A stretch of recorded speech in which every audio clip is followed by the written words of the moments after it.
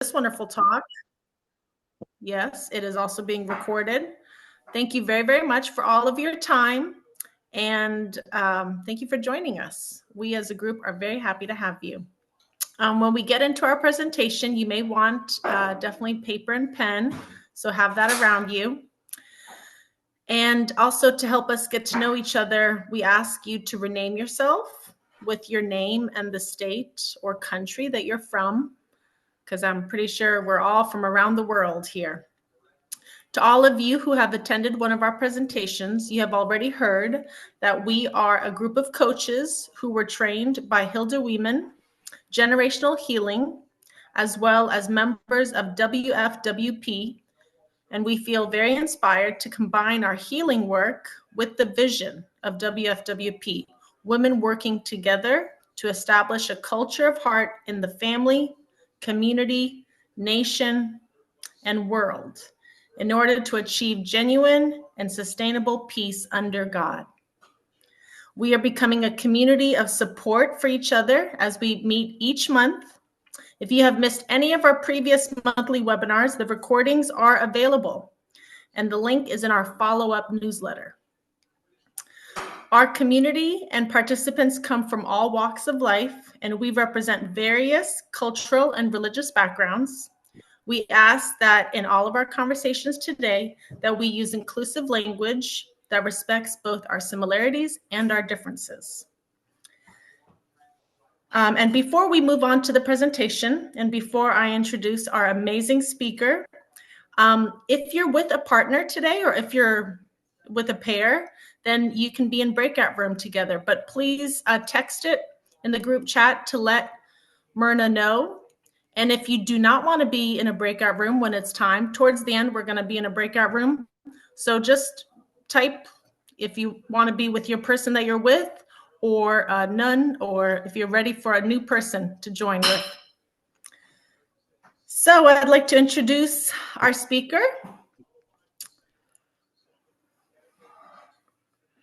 Kendra Stein is a certified generational healing coach, relationship coach, and somatic trauma therapy practitioner who brings warmth and a down-to-earth approach to her work.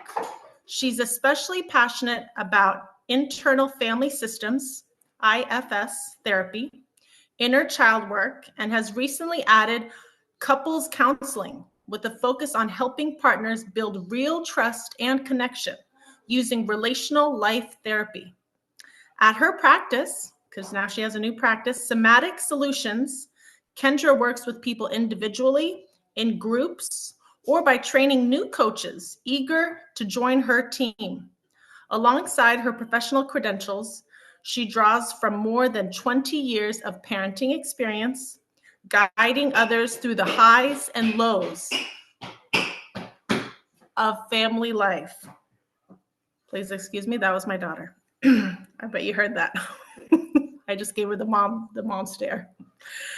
Guiding others through the highs and lows of family life and personal growth. Kendra welcomes people of all ages and backgrounds. She enjoys sharing practical tips and genuine support, helping clients resolve conflict, strengthen self-awareness, and find a greater sense of peace in their everyday life. And please remember to keep yourselves on mute. And we also definitely have a group chat that you can look at as well. Let's welcome up Kendra Stein. Hello. Thank you, Shauna. Hi, everyone. Welcome. I'm Kendra, and I am doing actually part 2 today of Fierce Intimacy. We did Fierce Intimacy a couple months ago. This is a book written by Terry Real. He is a world-renowned couples therapist. He created a new therapeutic modality for couples called relational life therapy. It's learning how to be relational, learning what it really takes to get along. We all know that relationships take work, but we don't all know what is that work exactly. What does that look like? And so we learn about that in Terry's book. He has a few books, but in this one we're covering is Fierce Intimacy. And, I've been doing this work with couples for a few years now, and I can personally attest to the incredible effectiveness, the powerful transformation that can happen even in just one session. I've had couples tell me they've learned more about each other and feel closer in just one session than in the last 20 years of marriage. That this work is truly transformational, and it can be for any age and any stage of a relationship, whether you're in the honeymoon phase or whether you're thinking about divorce or wherever you're at in your relationship. Really, if both people are willing to do the work, then anything is possible. Anything. This kind of real, deep, loving, lasting connection that we're all craving is absolutely possible if both people are willing to show up and do the work. Now, if you're here as a single person today, if your partner's not here, if you're not in a relationship, that's okay too, because this work is really about transforming ourselves first. And the secret really to intimacy is learning how to have intimacy and connection with ourselves first. And so that's really what we're doing here today. So we're going to learn what is that work exactly? What is required for healthy intimacy? So, starting with the word intimacy, intimacy in the dictionary means closeness. So, closeness, connection, intimacy.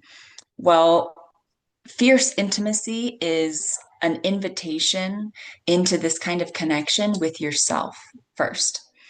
My favorite way to think about intimacy is if you break it up into little words: into me you see. Because really, it's truly looking inside of ourselves, looking into our own heart, our own feelings, our own growing up experiences, and learning who we are and why we are.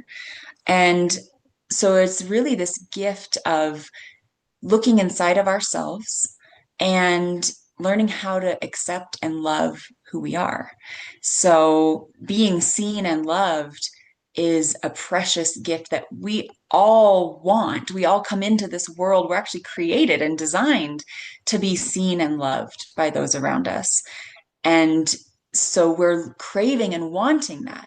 But we've got to do that for ourselves first. And then we can bring that into a relationship to receive that from a partner. And so when we look inside of ourselves and we look honestly and with vulnerability, holding ourselves accountable to our actions, our behaviors, our choices, most of the time, I'm sure we're all very respectful, loving, mature human beings. And sometimes, especially in our intimate relationships, we get triggered. We get this experience where we're overcome with an emotion and we just react. And we may not react in a very mature or healthy way in that moment, but it's almost like we can't even help it. It just, boom, it's our instinctual, our first response. And that is what Terry Real calls the adaptive child part of you. And that is actually what gets in the way of healthy relationships. Because if we're just in our adult self and we're respectful and kind and curious and compassionate, we'll have no problem having beautiful relationships. But the issue is we don't always stay in that part of ourselves. We slip right into that adaptive child when we get triggered, when something feels unsafe, or when there's conflict or rupture in our relationship, especially in our intimate relationships.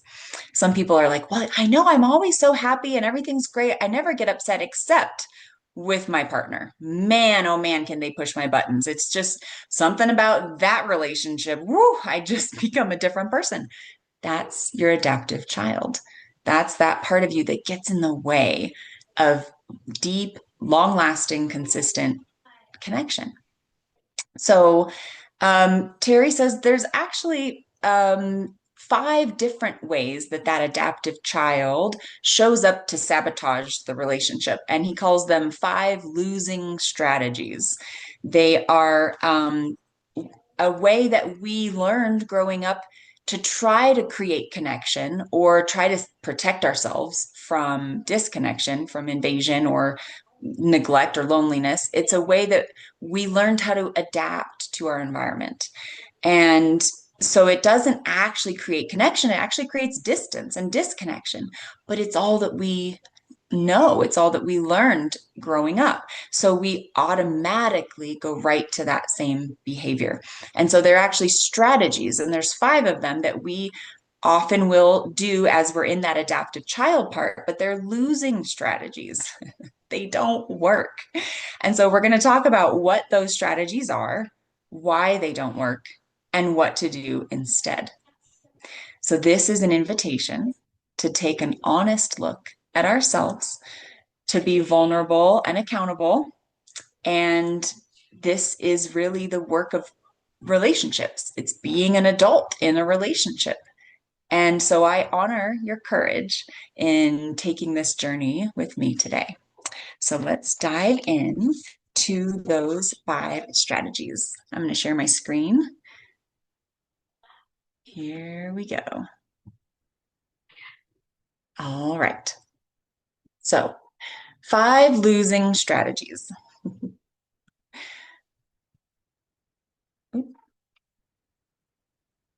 Okay. Being right, controlling, unbridled self-expression, retaliation, and withdrawal. 5 losing strategies. We're going to go through each one. Being right. One second. Okay. Arguing over the truth and turning your partner into your opponent rather than your teammate. The relational answer to the question, who's right and who's wrong, is who cares? Okay, so the number one losing strategy, the first one, is that we try to be right and we argue over the truth or the objective reality. And that is not a winning strategy. Really, the answer to who's right and who's wrong is who cares? It doesn't matter. That's not what's important. I'm going to stop my share again, just tell a little story. But Terry says, you can choose to be right or be married. Take your pick. And a lot of us, we really want to be right. And why do we want to be right? Because there is a sense of connection, of joining in. If they can just see my reality and my reality is right and good, if they can join me there, I'll feel connected. So it really is wanting to be close, but what happens is it ends up pushing the person away. And so we get into what Terry calls objectivity battles. We're really battling over whose reality is right. And that will never win because there is no room for objective reality in relationships. We all have subjective reality. That means we all have our own version of what is. Our reality is going to be different from our partner's reality. It can't be the same. We're different people. We grew up differently. We have different values and understandings of the world and ways that we understand about love and all kinds of things. And so we're going to see things differently. And so instead of arguing over who's right or which reality is true, we need to come to an understanding as a couple that each of our realities is true for us and that we want to understand each other's reality. That's the goal.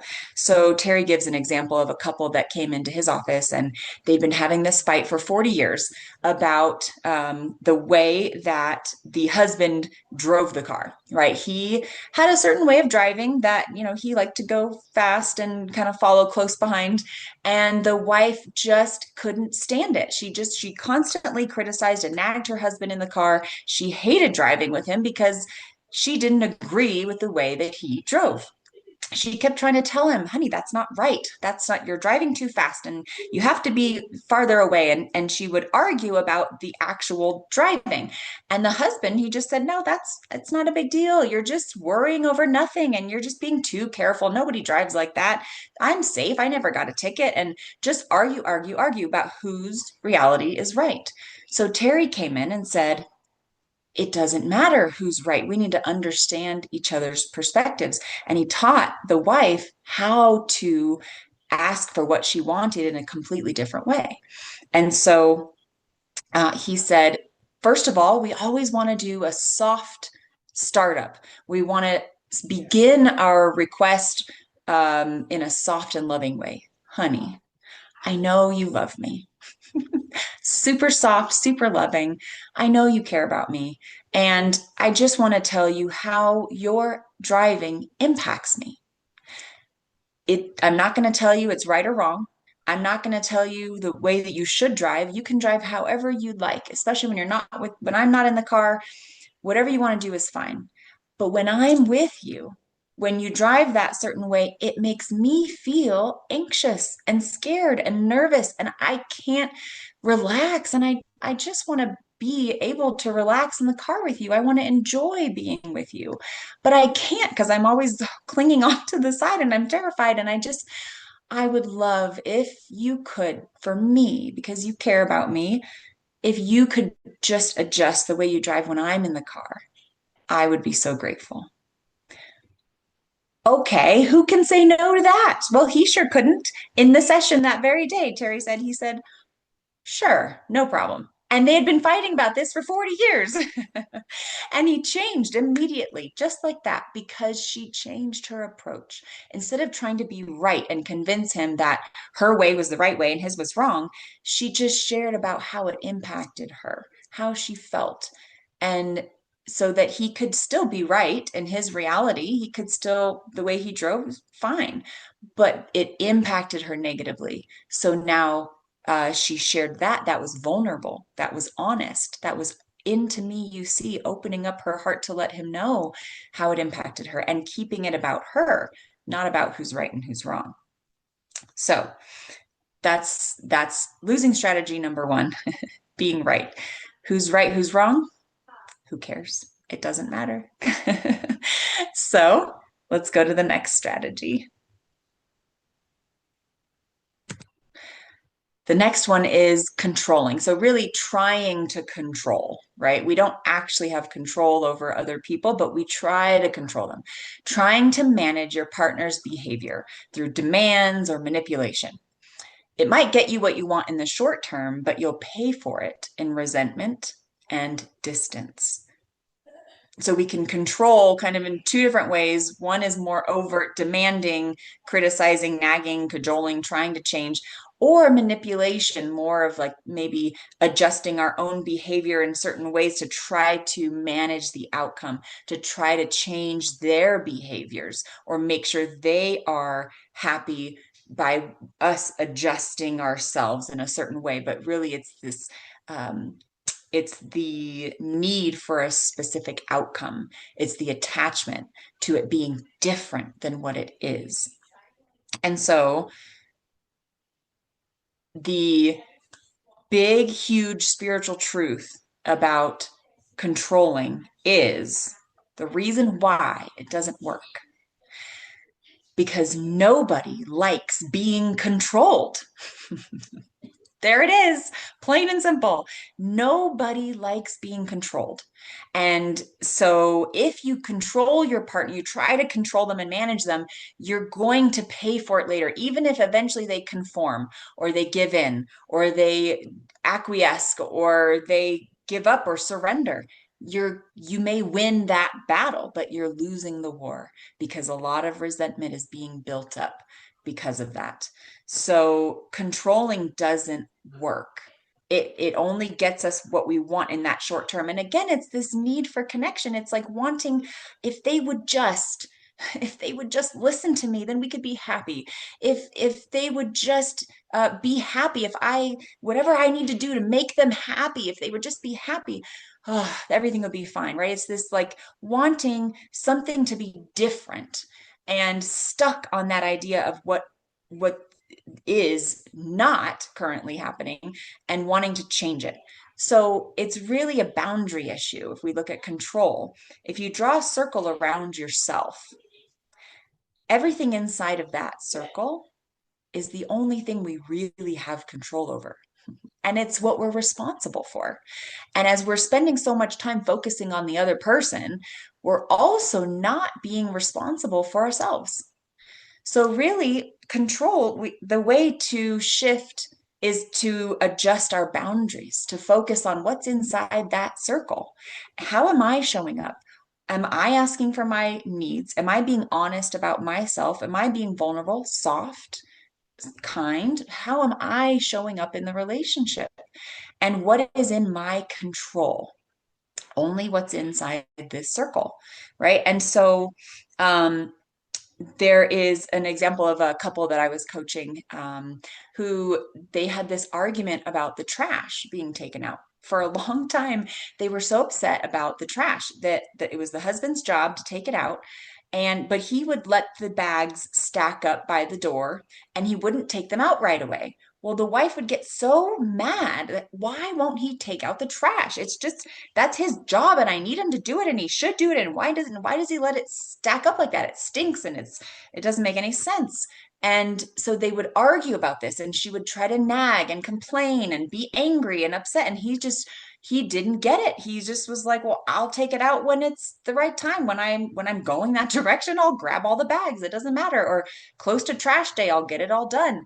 But she didn't like his method and they just fought over this. And so they brought that to me and I said, okay, well, it's really not about the trash. There's something deeper going on here. So let's each get back in our own circle, right? And I went to the wife and said, okay, well, how does this feel for you? What is the impact on you that's going on, that's underneath the surface of this? He doesn't take out the trash. How does that make you feel? Right. And she said, well, unsupported, like I'm not important, that my needs don't matter, that I'm not cared about or loved because she'd asked him many times to do it. He said he would do it and then he didn't.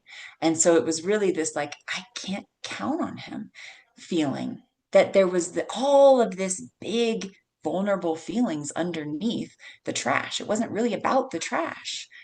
And then he could see then, oh, wow, I didn't realize it was that important to you. It wasn't about taking out the trash. It was about keeping my commitment, taking care of your needs, making sure you feel important and honored, and what that you need, what you want is important.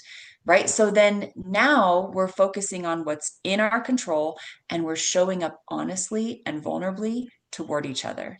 And after that, he took out the trash because he knew it mattered to her. He knew that it wasn't about, again, right and wrong, when the trash should be taken out or not, but it was because she needed it and he showed up to help her with that. But only because she was vulnerable and pulled the control back and stopped trying to manage and fix and change him. Now, what if there's an example where the other person says, well, I can't take out the trash every day. I'm not able to, or I don't want to, or that's just not going to work for me. Then, as a partner, we have to come back into what's in our control. We can't force another person to do something. So then there's acceptance and letting go. They've done studies. The happiest couples are the ones that they've accepted the flaws or the things that they're not going to get in the relationship and they let it go. And then they focus on what they are getting. They focus on all the good instead of focusing on that one thing they're not getting. So that's step two. If we show up to ask for what we need in a vulnerable way, make it about us and our feelings. And then if we can't get what we want, because sometimes we're not going to always get what we want, then we let it go and we really focus on what we can control and all the good things we have. So then, if he said no and then she really wanted the trash taken out every day, she could take it out herself, but without resentment, right? With just focusing on what else is she getting from the relationship that makes her happy and grateful, and then let it go. So control is huge, a huge losing strategy that people try to do. They try to get their partner to do things or control the situation, and they really can't. We really don't have control. And then nobody likes being controlled. So we're breeding resentment if we use this strategy. And so that same answer, vulnerability and honesty, and asking for what we need and want. Okay, number 3.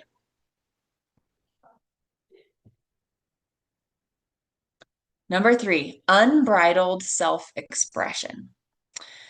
Venting your feelings and speaking in absolutes, like you always, you never. This isn't honesty, it's harshness and boundaryless, and it leaves no room for connection. Venting your feelings. So speaking in absolutes, you always, you never. Um, the the thing here is that there's some people who they really pride themselves on, I'm just direct. I'm honest. I say it like it is. And what they're actually doing is this unbridled self-expression. They're venting and they're using harshness and they're saying things that actually hurt the other person. And they're not even true. Really, always and never, these statements, they're not true because as soon as you speak that, you're going to have a partner who goes, wait a minute, but that's not true because last week I did that. And then this, today I did this. So that's not really true. They're going to argue with you because you're speaking something that's not true. Also, it's called, there's it's trend talk. You're basically saying, you always do this, you never do this, you are this is who you are. And when we say that to our partner, we're really rendering them helpless. They can't defend against that. You always leave the dirty dishes in the sink. You never clean up after yourself. You're such a slob. Well, what are they supposed to do about that, right? That you can't just change, and they're certainly not going to come closer. That doesn't invite connection, right? It's Terry calls it the barf bag approach to connection, where you barf all of your words into a bag and you hand it to your partner and say, "Here, hold that. I feel better. How about you?" And the partner's holding this barf bag of words and they're like, no, I don't feel better. Ooh. And they don't want to be close. They don't want to hold that. It's not, doesn't breed connection, right? And so there's again this kind of boundaries of, this is a would be a containing boundary, learning how to contain yourself, learning how to hold back those words. And I would take the words always and never out of your vocabulary, especially in your relationship with your partner. Don't use those words because they're never true. And especially using you statements in the first place. You do this and you do that, and it's an attack. So our partner will always put up a shield. They'll always be defensive if they're going to be attacked. So we change that. Strategy doesn't work. The barf brag approach does not work. It renders our partner helpless. They can't do anything about it. They're just going to be defensive, and it certainly doesn't breed connection. So instead, you can ask yourself, is what I'm going to say respectful? Is it kind or is it harsh? And is it going to bring us closer? And if it doesn't, if it's disrespectful, if it's harsh, and if it doesn't bring us closer, don't say it. Remember, as kids, we learned if you don't have anything nice to say, don't say anything at all. There you go. That applies for adults too. Really check yourself before you speak, before that adaptive child, you're going to have that whoosh, that initial like desire and thought and wanting to say something. But I've worked with clients on this, and it's like they say it's like swallowing their words back into themselves and holding on to it, not saying anything, and taking a breath. And let me tell you, they come back in tears with the transformation, with the closeness, with the like the newness of their relationships. When they're not barfing all over it with their words, they find their partner comes toward them. There's connection, or even parent child, right? Then allowing them to come closer because we're not doing the word vomit all over. So this is, Terry calls full respect living, really choosing your words carefully and your tone, your harshness. Are you being respectful? Are you being kind? And are you inviting connection? Would you want to come closer if that person said that to you? Right? So now we can change what we're saying. And again, use I statements. Talk about how we feel, vulnerability. I feel this way. That what you did impacted me like this. This is how it made me feel. That's what we're going for every time. And of course, if we don't do it right the first time, or if we just, speak out loud something harsh, It's not the end of the world because we have the ability to repair. We can repair, we can pause, we can stop ourselves and say, oh, that's my adaptive child. Sorry about that. That was immature. I apologize. Let me start over. Let me do a redo. Let's um, try again. And so we can stop ourselves if we do it, or if it's, a few moments or days later, we can always come back and say, hey, the other day when I said that, I'm really sorry. That wasn't okay. Shouldn't have said that. It's never too late to make a repair. So don't worry if initially it's hard to stop yourself. This takes practice. This is the work of being relational. Okay, and going to the next one. Retaliation. Ooh. Okay, this one is in quotations, I'm entitled to hurt you because you hurt me first. That is the energy of retaliation. Getting even through rage, insults, sarcasm, or passive aggression, so silent treatment or withdrawal. And it will not heal you. It only makes the wounds deeper, right? This is what Terry calls offending from the victim position. This is what he says is 90% of the violence in the world comes from this offending from the victim position. All perpetrators believe they're victims first. I was hurt, therefore I'm entitled to hurt others, right? There's like this getting even. I'm evening the score. I was already hurt, so now I have permission. I'm allowed to hurt back. So retaliation is, I was hurt, so now I'm not gonna, X, Y, and Z. I'm gonna silent treatment, passive aggressive comment, or rage, acting out. And so we're actually it's like we were wounded. Someone came up and hurt us, and then we hurt them back. It's very childish, right? It's like a little kid. Ow, you hit me. I'm hit you back. And now we're both hurt, right? And I teach my kids at a young age too. That's not the way to get what you want. That's not the way to heal that. You still have the hurt, and now they're hurt too. So two wrongs don't make a right, right? Two hurt people doesn't make a healthy, happy relationship. It just makes two hurt people. And now there's distance that didn't create connection, right? But so how are we trying to create connection here through retaliation? It's what I like to call forced compassion, because compassion means to feel with another person, to feel their feelings.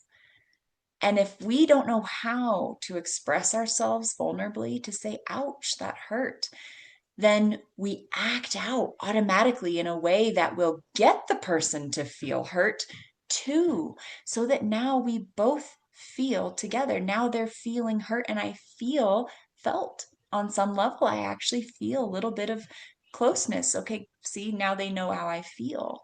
I'm joined in that. And that's where that strategy comes from. And so I'll give you an example that I did just the other day with my daughter. We were practicing volleyball in the morning before school, and I really wanted her to practice her overhand serve, but she was just content on doing underhand. And I kept pushing it and trying to, come on, you really got to practice it. It's important, and you're going to have to do it eventually, and you can't avoid it forever. And all these reasons why I'm right, why she should. And she just dug her heels in and she wouldn't do it. And she just, no, I don't want to do it. No. And I was like, oh, and I finally was like, fine, fine, whatever. I don't care. I'm not your coach. Okay. So she immediately, all her countenance was like, oh, like she'd been like punched in the stomach, right? She was like, sorry. Because what did I do? I withdrew my love in an act of retaliation, that she was going to feel the hurt that I was feeling.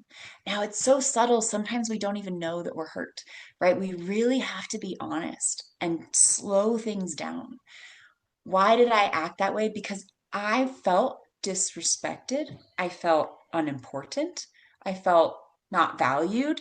I felt like she didn't want to learn from me, that what I had to say was not important to her. So that hurt.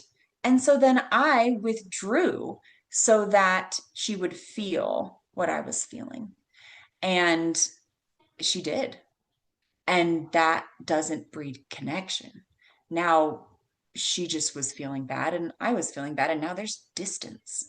So then she got out of the car and went to school, and I felt awful. I knew exactly what I had done immediately. And I was like, oh, this will be a great example of retaliation because look, that's what I did.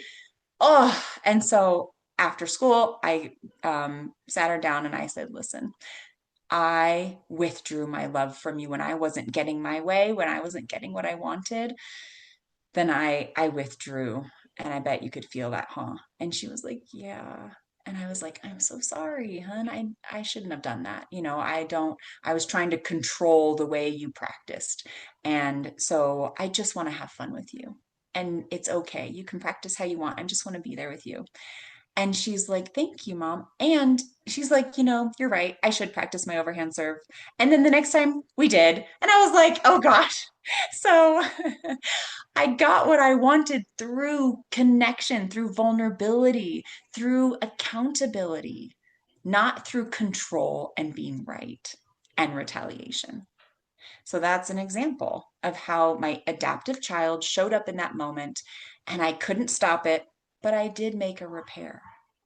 So that forced compassion is something that we all automatically do. So I invite you to take a look at yourself and really be honest about how you might show up with retaliation sometimes. Okay, ready? We're going to do the last one here. Number 5, withdrawal. Pulling back from parts of the relationship or checking out entirely.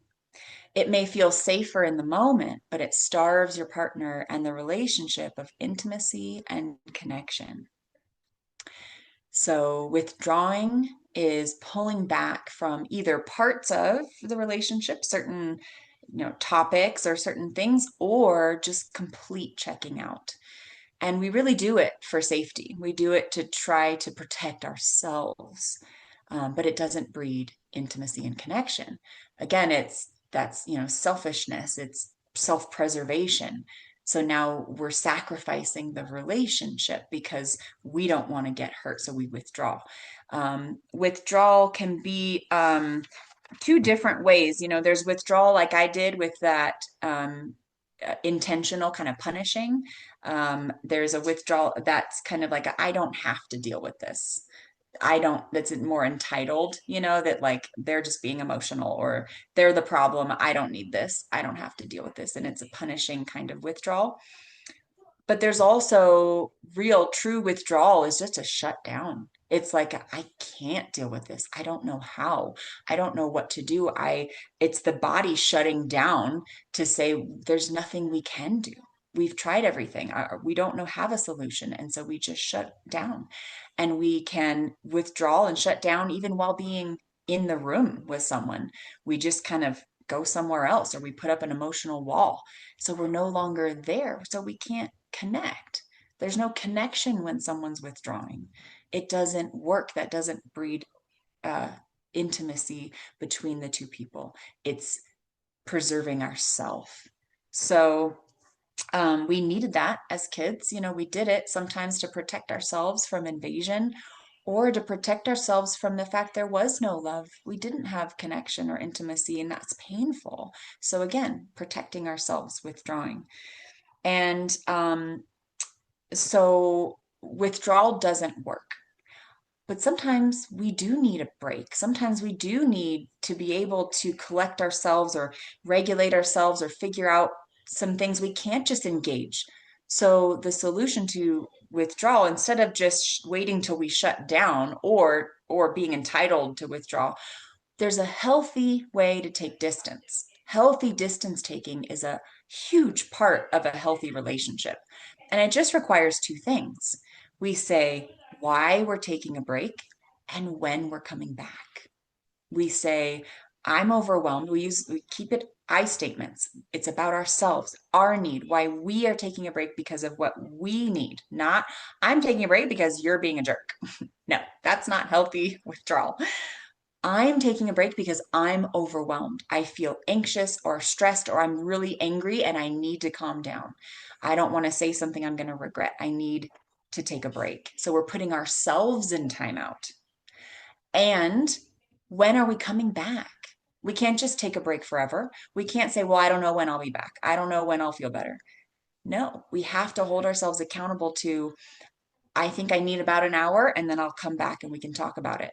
Or I need about an hour, we'll come back. And if you come back in an hour and you're still dysregulated, then you need more time. Ask for more time. Actually, I thought I'd be ready by now, but I'm not. I need a little more time. This evening, I'll come back again and try. Right. So we tell our partner when we're coming back. Now, Terry Real has a website, terryreal.com.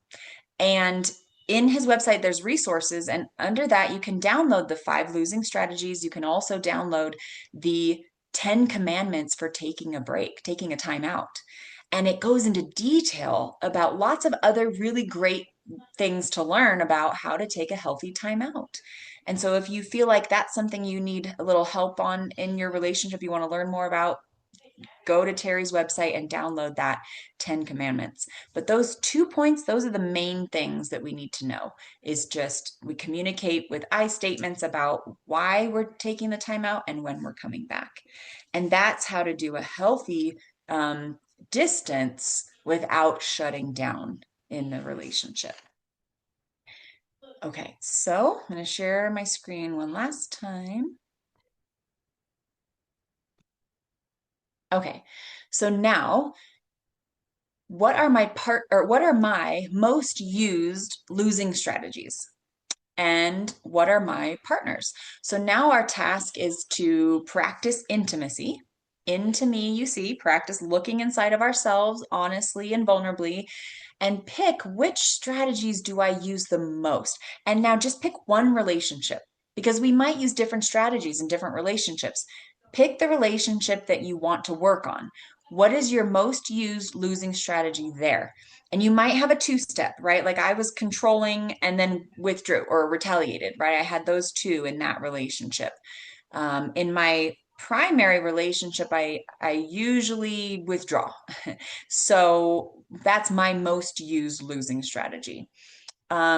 Pick 1 or 2, and then think about what are your partners or the person that you're trying to improve your relationship with, what are their losing strategies? And so when you write those down and you can think about them, you'll have a little more time. The task now is to see the dance between you, see how the losing strategies pair up. So the more I withdraw, right, the more they, whatever their strategy is, control, or that the typical husband and wife would be the more the husband withdraws, the more the wife controls, right? Because there's the anxious and avoidant. So then someone kind of takes a step back, then the other person takes a step forward. So they're in this dance. The more what's your losing strategy? The more their losing strategy. And we end up doing the more. It's a perpetual cycle that feeds itself, right? The more I withdraw, the more my partner controls. The more they control, the more I withdraw. And it just gets worse and worse. And we keep trying so hard, but we're both doing losing strategies. So we never get to connection. So the point of this is learning, once we can learn this dance, this cycle, and we see the strategies, we can stop and take a break, stop the cycle, stop the dance. The more, just call a timeout right in the moment and pause, and then practice coming back into connection through softness, vulnerability, accountability, right? These adult things that we take a break, we take a breath, we regulate, and we come back within our adult selves instead of in our adaptive child. And so what I'd like you to do is take a few minutes to think about these, to write these down, and you're going to go into breakout rooms to share them, because this is the first step, is saying it out loud to another person. Saying it out loud to yourself is good. Saying it out loud to another person is even better. This is holding ourselves accountable. This is fierce intimacy. This is what it takes for real change to really be honest about what we're doing and then say it out loud. And we want to say it in front of another person who will hold that safely, who is not going to judge because they have their own losing strategies. And this is how we practice being seen and loved. We do it with ourselves and then with another person. So, what are my most used losing strategies? What are my partners? The more I do mine, the more they do theirs. We're going to have just Myrna give everyone a few minutes to write those things down, to journal, reflect, think about it. And I want you to come up with a specific example if you can. That's the best. A specific example. That really does help us to hold ourselves accountable. It's easy to say, oh, yeah, I withdraw. Well, when did you withdraw? What did that look like? What did you do exactly? That's really holding ourselves accountable. But just a point of clarification, if you don't have a current partner, then you can use another relationship, correct? Correct. Yeah. Yep. Yep. Any relationship that you're wanting to improve, parent, child, or, even sibling or anything, this applies to any relationship. So we'll just take about 3 minutes, Myrna. Let people really reflect about that. And pick a specific example.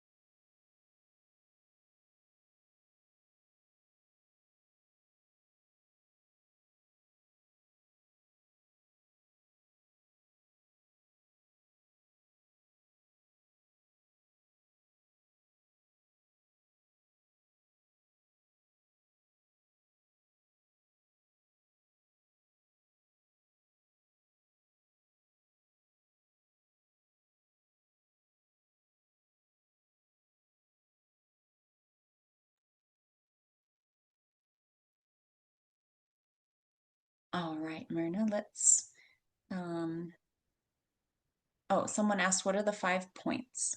Okay, here, I will just I'll share my screen one more time. It has all 5 on there.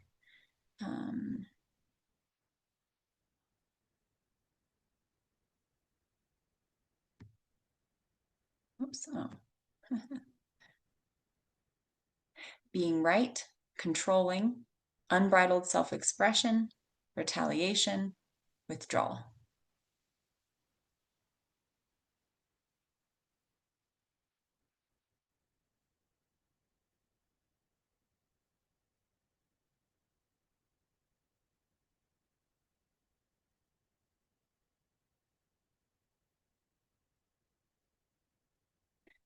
Okay, so Myrna, you're going to put some people in breakout rooms, and if you aren't going to be in a breakout room today, just continue to use this time to reflect and find specific examples and think about what you might do instead, how you might be vulnerable and stay in your circle, what you can control, and share honestly about your feelings toward your partner or this other person that you're wanting to relate to.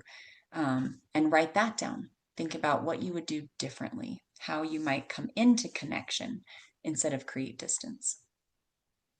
Okay, so we're going to do 8 minutes total. Now it's 4 minutes each. I'm opening the rooms now.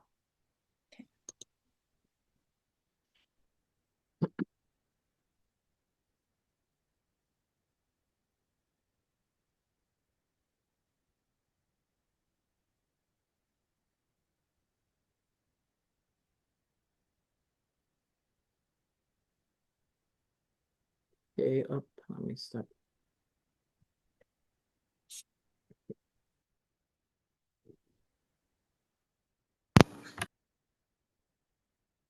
All right.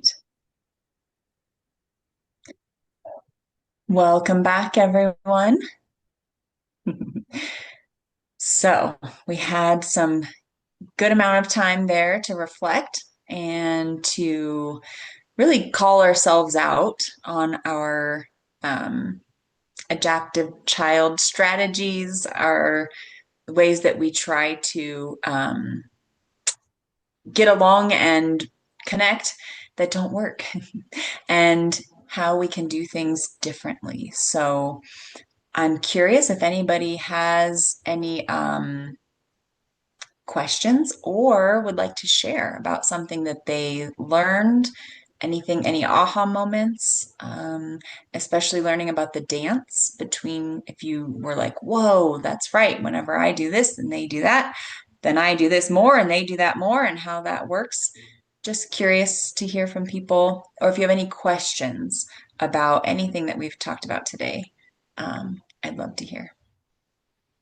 Claire, you have your hand up. Would you like to share? Yeah, so I was trying to figure out which strategy or unworking strategy was the problem. And I really hit on withdrawal. And what I realized is that I often don't share a different thinking or feeling about a situation with my husband. And it's because I want to avoid tension. But Mhm. that actually is kind of emotional for me because it went right back to my childhood. And I've Mm, thought about this before, but I hadn't thought about it in a while, which is that I observed some real tension between my parents, right. and which mostly, honestly, was my father's difficulty. And he was a great father, but it's just their relationship. So I saw this tension. It really impacted me. And now the way I am proceeding often is in a way to avoid tension. Mhm. So, but in fact, I really need sometimes to share more, even if it's going to bring up tension, because it will serve the higher purpose of intimacy, you know. Yes. So Yeah. I'm working on this in my That's mind and my emotions mhm. right now. Yeah. That's beautiful. You got it. I love that. It's hard sometimes to see because even sometimes withdrawal can be tricky because we think maybe we're just accepting things. We're, oh, well, I'm accepting that's the way it is. And then we avoid it and we don't bring it up. And even if we have a need that's not being met, or we're being hurt in a way, or we have these feelings, we don't bring them up because we say, well, I'm just accepting it. The key to notice the difference here between acceptance and withdrawal is, do you have resentment toward the other person or toward the relationship, or are you still holding on to like these feelings of hurt or loneliness or sadness, or are you connected or not? Because true acceptance is a real letting go and accepting, well, this is just the way my partner is, and I have so many other things to be grateful for, and I can be in connection anyways. But withdrawal is can be a fake acceptance, kind of like a even tricking ourselves into thinking we're just accepting things the way they are, but why do I still feel alone and unseen and not connected or resentful? That means that that's withdrawal. So it is harder. It's being an adult is showing up to be intimate into me, you see, open up your heart and share what's there.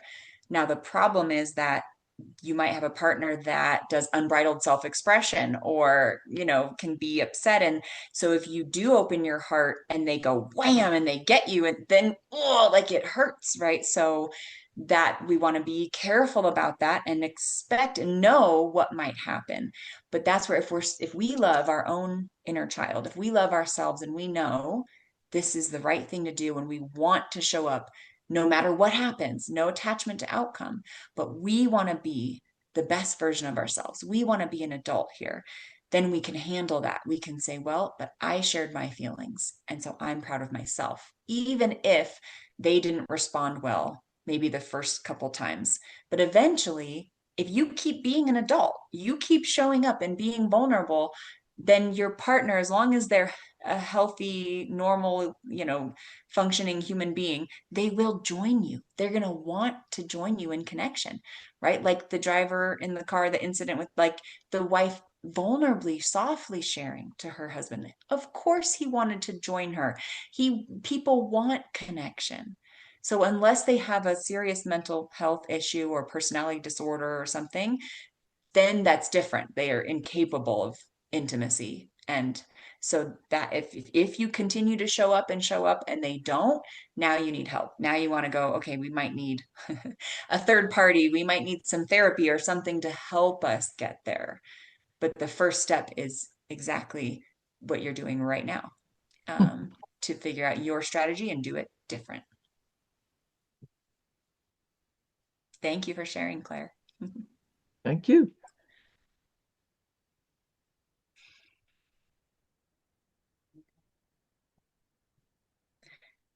Marguerite? Oh, you're muted. Unmute. Do you have time for one more, or are we Absolutely. running Yeah. out of time? All right, thank you. I was fortunate to be able to discuss with Patty, and she brought up some things. My situation is with one of those not-for-profit organizations that's local, and I've dealt with this organization for 6 or 7 years. I'm not currently the head of the organization, but the chairperson asked me to let her take on one of the large donors for this Easter egg hunt that we put together the day before Easter every year. And it was interesting to me, the way she approached it. But I'm used to not receiving a lot of information from this person. So the why was missing, why she wanted to take over the organization. And so I responded. I thought, well, this will get her attention.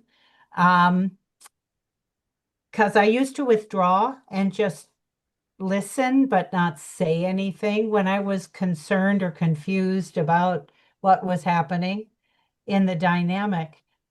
And so she responded after I said, well, you can have all of the people that I've been getting donations from and work with them if you wish. And she was a little bit disturbed by that because that wasn't what she thought she had asked me for. But I particularly thought, since I'm a withdrawing kind of a person for the purpose of self-preservation, and I work independently a lot, so I don't have a great deal of support. So I just have chosen now to express things in a way that the other person will, and in this case, the chairperson has to ask me why I said that because her manner. So I felt like I was withdrawing in a way, but I was also trying to put it in front of her to explain to me what it meant that she wanted to take on getting a donation from this large donor, why she wanted to do that herself rather than as I had before for the last few years, done that request. So I hope I'm being clear. It occurs to me that I could use some ideas about the best way. Now, as I told you, I go in with the bare bones of information, thinking that that will let her explain to me what her thoughts are. But I seem to be very much in need of people's motivation. And that's what was happening there. So it was withdrawal, and I was trying to work with self-preservation. But Patty brought up a couple of things that made me think, and I thought maybe you had a couple things that I could improve that dynamic.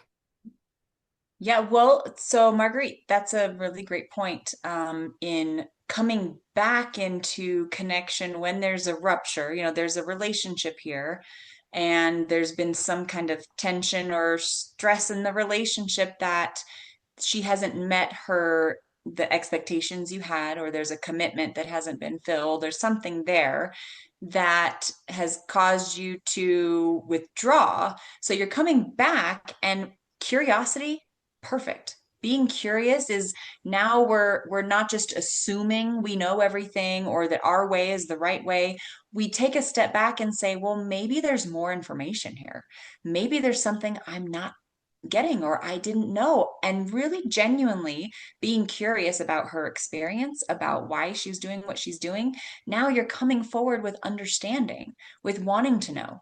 And so the one thing we want to be careful about is sometimes we'll come in with curiosity. It's like a loaded question, and where we can say, well, tell me why you did that thing. And then they'll say why. And then we say, well, that's not good because, and we attack their reason, and we have our own agenda and we're just trying to find out what it is so that we can prove it wrong, right? So that we have the information to say, well, that's not going to work. And now that's not safe for them to be able to share. And if you're doing that with someone that you're in a long-term relationship with, they're going to learn it's not safe. You're not really curious. You're not really trying to understand equally. You're trying to get some information so you can nail them with it. So it's genuine curiosity, yes, and respect for their experience, because you know what? Everybody is rational in their own mind. In their own mind, their actions make sense. So it really is about getting curious. Like, really, where is she coming from? What is motivating her? And you will understand people if you genuinely are open-minded. You may not agree with them. You may understand them and still disagree, and that's okay. Now you can say, "Oh, I understand. That makes sense." And so your way of doing things, it doesn't align with the way that the company runs, actually, but it makes sense. I honor that. It's just different. It doesn't fit for what we're looking for. So you see how you can help them feel honored and equal and respected, but it just doesn't fit. It's just not the way you run things. And if you're in authority position, that is totally fine. And so in a partnership where you're equal, we do need to understand each other, where each other is coming from. And if we end up feeling like, well, we don't agree on what this relationship is supposed to look like, now you're going to need to talk about those things, and we can't just ignore them. That's like really deep rooted stuff. So that's what I do with couples when we come in and say, well, let's get to the bare bones of things. Let's get to the root to really understand where each other's coming from and where we're missing that mark. So I think you're starting out perfect, and you just checking your own motivation and the level of the equality there of respecting whatever her answer is. No, that's it. Thank you. Yeah. Awesome. Thanks, Marguerite. Okay, so I would be happy to take any other questions personally. If you want to email me, Kendra at somsoul.life, SOMSOL. myrna.life. I also have a website, and Myrna's going to send out all the information in the follow-up email. I love coaching couples so much. It is a lot of fun. It's almost like magic. Really, doing this work, it is so beautiful, and it is worth it. It's worth leaning in to the discomfort, to being uncomfortable, to really get that deep connection. It's beautiful. So I invite you all to lean into that any way that works for you in your life. And I have a quick question. You mentioned earlier, but if you could spell it out, to get those 10 commandments, you said Terry's website, but can you either put it in the chat or spell it out right now? Yes, Please? it's www.terry, Terry, real, real.com, terryreal.com. Okay, And thanks. then you go and you'll see under resources, the little tab that says resources. It has all these free downloads. And you'll see it'll have these 5 losing strategies, and it also has the 10 commandments for taking a timeout. Yeah. Great. Okay, so that's all for today. Myrna's going to take it from here and share what's coming up next. Actually, Shauna is going Oh, to. Shauna is going to. Thank you. Thank you, Kendra. Thank you so very much. I'm definitely going to remember the barf bag analogy, and very descriptive, because I know I can do that sometimes. Like, blah, here I am, and then there you go, honey. How do you feel? Nope, not good. So yeah, a lot of things to keep in mind. Speaking of commandments, next month I'll be giving a talk actually on rest. And on one of the commandments is actually about rest and keeping the Sabbath day holy, and what that means, and how does rest look like, and how we can create a little bit more of rest in our life instead of always doing more. How can we slow down and do less, which can actually be really hard to stop and rest. So yeah, how that will impact us and how that will actually help us a lot. That's for next month. And definitely this is recorded, so you will get the recording as well in our follow-up letter. Thank you everyone very much for joining. Please contact Kendra if you have any questions, and we appreciate you today on this Love Day. All right. Thank you. Thank you all. Aw, cute balloon. Thank you all for coming.